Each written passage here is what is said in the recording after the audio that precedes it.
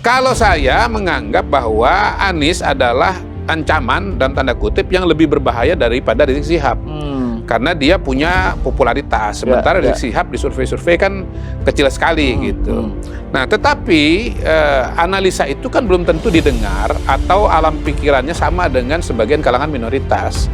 Bisa saja bagi sebagian kalangan minoritas, Rizik Syihab tetap hantu yang lebih mengerikan daripada Anies gitu.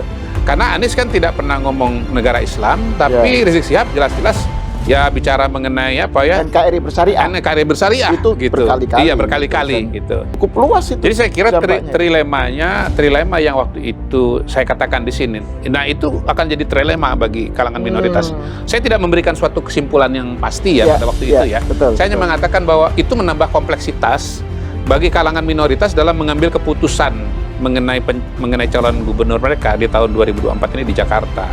Nah, kelihatannya kalangan minoritas yang sudah ada di Pram dan Rano itu sebagian lari ke Dharma Kun gitu ya. Mungkin sebagian tetap lari kepada Ridwan Kamil dan Susono. Tapi sebagian mungkin akhirnya nggak jadi kemana-mana, nggak jadi pindah dia. Pengamat politik M. Godari menilai dukungan Anies Baswedan kepada pasangan calon gubernur dan wakil gubernur DKI Jakarta nomor urut 3, Pramono Anung, Rano Karno merupakan blunder. Bukannya menambah suara, langkah ini justru dianggap merugikan pasangan yang diusung oleh PDI Perjuangan tersebut. Menurut Godari, masuknya Anies ke kubu Pramono mengalihkan dukungan masyarakat minoritas yang semula mendukung pasangan tersebut ke pasangan calon nomor urut 1 Ridwan Kamil Suswono. Godari menegaskan bahwa langkah kubu Rano menggait Anies adalah sebuah kesalahan, sebab sejak Pilkada DKI Jakarta 2017 Anies telah dianggap sebagai tokoh politik identitas. Hal itu membuat masyarakat minoritas enggan mendukung pasangan yang diasosiasikan dengannya. Di Ridwan dan Susono. Jadi bayangkan kalau tidak ada Rizik Syihab di Ridwan dan Susono, itu yang 3.000 itu bisa jadi lari, dan pasangan Pramono dan Rano itu nggak nyampe 50% plus 1. Gitu. Tetapi sekali lagi bahwa Mr. Q tetap benar, karena tesis dia itu adalah bahwa minoritas akan lari ya dari Pramono dan Rano begitu Aniesnya muncul gitu. Saya tidak mengatakan bahwa tidak mungkin menang ya, bisa jadi ya menggagalkan kemenangan sekali putaran.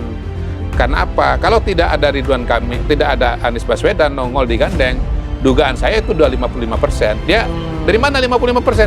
Ya itu yang 5% lari ke Dharma dan Kun itu harusnya ada di Pramono dan Rano. Ia menyebut bahwa kelompok minoritas semula menilai Pram Rano sebagai pasangan nasionalis. Namun kehadiran Anies mengubah persepsi tersebut. Anies dianalogikan sebagai hantu yang mengancam keberagaman dan persatuan, terutama bagi kalangan minoritas. Kalangan minoritas awalnya mendukung Pramono Rano karena dua alasan. Pertama, PDI Perjuangan yang nasionalis. Kedua, keberadaan PKS di kubu Ridho yang membuat mereka khawatir. Namun begitu Anies masuk dengan isu politik identitas dan latar belakang politik Islam yang sangat kental, minoritas bisa lari dari Pramono Rano. Masyarakat minoritas yang tersebar di Jakarta Barat dan Jakarta Utara sangat sensitif terhadap simbol politik Islam yang melekat pada Anies. Lebih jauh, Godari menilai bahwa dukungan Anies terhadap Pramono Rano merupakan strategi untuk menjaga eksistensinya di panggung politik nasional. Dengan membantu kemenangan Pramono Rano, Anies berpeluang mendapatkan dukungan PDIP untuk maju dalam Pilpres 2029. Yang saya katakan, perginya kalangan minoritas itu bisa membatalkan, bisa menggagalkan kemenangan sekali putaran dari pasangan Pramono dan Rano. Nah, harusnya ini terjadi ya. Kalau saja di pasangan Ridwan Kamil dan Suswono itu tidak muncul HRS gitu. Nah, ini saya sempat bilang begini. Ini kan ada juga yang mengatakan bahwa minoritas itu akan lari dari Pramono dan Rano begitu ada Anies. Namanya Ara Sirait gitu. Nah, masalah dari Ara Sirait itu adalah dia tidak mengingatkan timnya sendiri, jangan gandeng Rizik Syihab.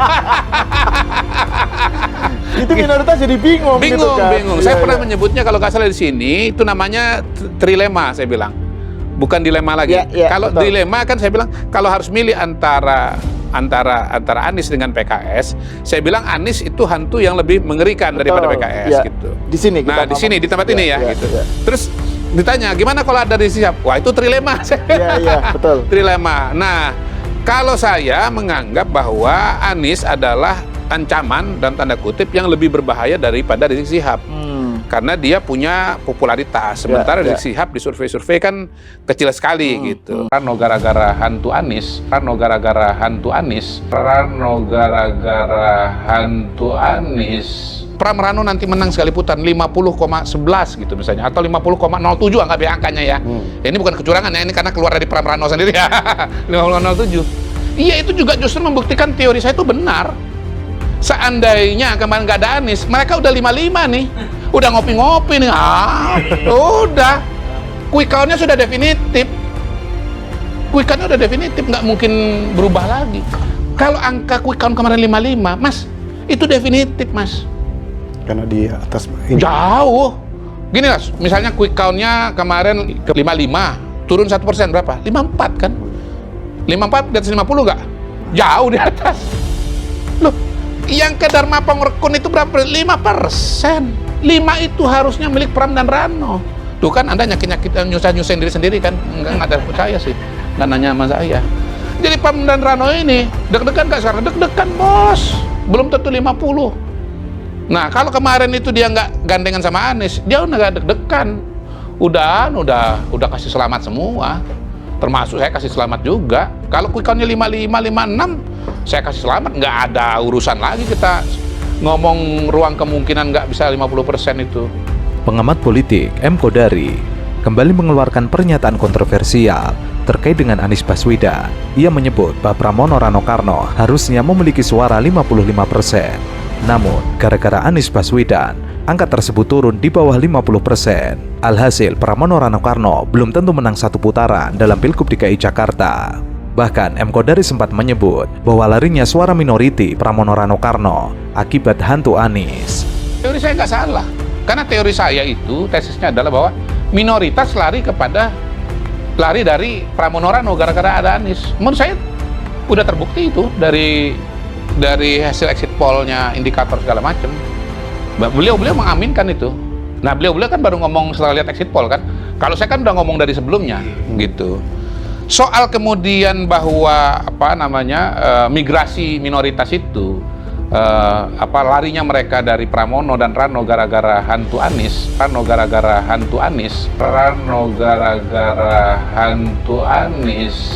itu membuat ini sekali putaran atau 2 putaran itu hal yang lain lagi gitu loh. Dan kalimat saya kan begini, bisa menjadi variabel yang membatalkan. Kalau nanti ternyata betul-betul hasil KPUD itu 49, berapa gitu. Ya kita anggap aja lah 49,99 gitu ya. Ya itu kan menggagalkan dengan sangat dramatis dan sangat menyakitkan kan. Waduh, andai dulu kita telepon Mas Kodari. Nggak akan kita masukkan Anies gitu kan ya. Tapi saya takut juga nanti ternyata KPUD betul-betul hitungannya 49,9. Dituduh lagi saya ini dalang kecurangan. Udah dalang kecurangan pemilu presiden, dalang kecurangan pilkada Jakarta. M. Kodari juga memberikan komentarnya terkait dengan karir politik Anies Baswedan. Namun, komentar Kodari tersebut seolah-olah mengolok-olok Anies Baswedan. Awalnya ia mengatakan bahwa Anies Baswedan seperti parasit yang menempel pada induk inang, namun tidak memberikan manfaat apapun kepada yang ditempelnya, malahan membuat induk inang tidak nyaman. Ditambah harapan bahwa dengan cara ini, maka Anies akan membuka peluang maju 2029.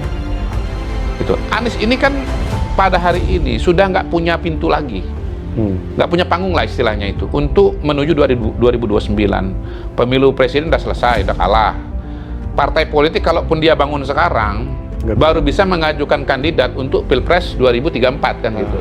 Makanya kalau kita lihat Anies kok ogah-ogahan bikin partai, itu konteksnya itu. Karena nggak bisa dipakai tiketnya itu hasil coblosan katakanlah Partai Perubahan atau Partai Anies gitu. Atau Partai Anak Abah gitu ya. Jangan jadi anak wabah ya, anak abah ya. Nggak bisa dipakai untuk Pilpres 2029. Pilkada juga udah selesai sekarang, baru ada pilkada nanti November 2029 gitu. Jadi Anies itu satu-satunya harapan kalau dia mau maju itu adalah didukung oleh Ibu Mega. Saya sebut Ibu Mega ya, bukan PDI ya. Saya bedakan Ibu Mega dan PDI. Kenapa, Bang?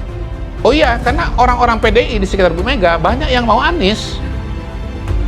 Itu yang menjelaskan kenapa Anies kemarin sudah sempat di DPP gitu. Dan Anies waktu itu udah yakin nih bahwa dia akan dicalonkan oleh PDI Perjuangan. Karena angin sorga gitu ya, yang ditiupkan oleh anak-anak wabah, bukan anak abah ya, anak-anak wabah yang ada di PDI Perjuangan. Selain itu, Kodari juga mengomentari terkait gagalnya Anies Baswedan diusung oleh PDI Perjuangan. Ia menyebut rakyat Indonesia harus belajar dari Anies Baswedan ketika gagal maju Pilgub DKI Jakarta melalui PDIP. Anies harusnya sadar jika semua keputusan partai diputuskan oleh Megawati. Nah, anak wabah ini menurut saya memang mungkin dianggap dekat dengan Ibu Mega gitu, sehingga punya kredensial di situ. Tapi rupanya cuman angin surga saja gitu. Karena Bu Meganya tidak mau ternyata. Nah, itu dua pengalaman Jakarta itulah yang membuat ketika ada wacana Anies maju calon gubernur Jawa Barat, dia nggak nongol di DPP. Gantian. Udah kapok, udah punya pengalaman. Berarti saya nggak boleh percaya nih sama anak wabah di PDI ini. Ya. Anak wabah itu pendukung Anies yang ada di PDI. M. Kodari lalu mengungkit penilaian Anies Baswedan 11 dari 100 yang diungkapkan ketika debat Capres kemarin. Ia menilai bahwa hal tersebut masih melukai Prabowo Subianto dan tidak mungkin Anies diangkat menteri oleh Prabowo Subianto. Karena jika itu terjadi, nantinya Anies Baswedan akan bersaing kembali dengan Prabowo Subianto dalam Pilpres 2029. Jikapun nantinya Anies Baswedan mendirikan partai politik, tidak serta-merta bisa maju dalam Pilpres 2029 karena partai Anies yang baru belum memiliki ambang batas parlemen. Kalau anak abah yang di PDI, pendukung Anies yang ada di PDI anak abah. Berarti saya harus ketemu dengan Bu Mega dulu. Dan kita dengar begitu kan, Anies mensyaratkan ketemu dengan Bu Mega dulu untuk dengar langsung dari decision maker PDI, veto playernya PDI Perjuangan gitu, yang tanda tangan ketua umum bahwa memang diterima. Nah, kelihatannya Ibu Mega itu hatinya tuh belum terbuka buat Anies. Nah, ini kita kaitkan dengan pidato Bu Mega pada waktu itu. Mau lihat PDI? Enak aja, kan gitu kan? Ya harus sama-sama kita dulu dong. Buktikan dulu dong, kan gitu bahasanya. Nah, jadi Pilkada Jakarta ini dukungan kepada Pramono dan Rano menurut saya adalah pembuktian Anies kepada Ibu Mega.